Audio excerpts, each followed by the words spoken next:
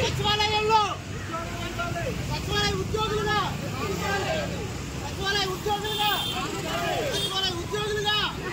కనీస వేతన చట్టాన్ని వీళ్ళకి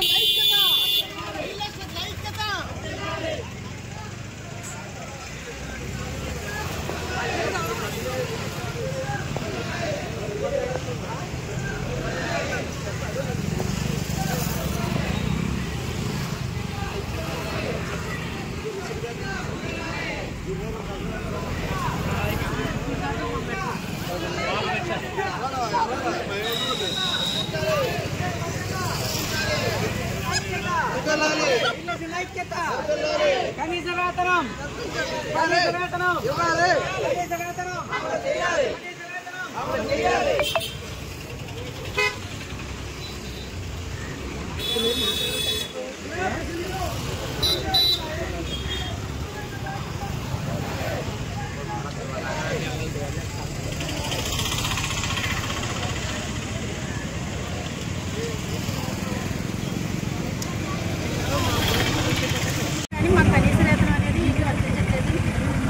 ఉన్నటువంటి ఎటువంటి రూల్స్ అండ్ రెగ్యులేషన్స్ కూడా మాకు అలాగే వర్తించట్లేదండి.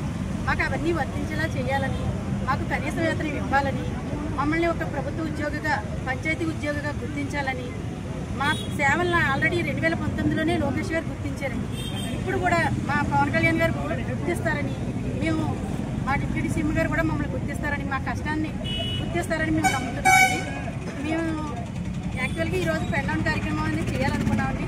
కానీ ప్రజలకి మన కూలీలందరికీ పని పోకూడదని ఈరోజు కంప్లీట్ చేసి ఎల్ఎంఎంఎస్ డిఎంఎస్ కొట్టి మేము కలెక్టర్ గారికి మెమోరాండం ఇవ్వడం జరిగింది.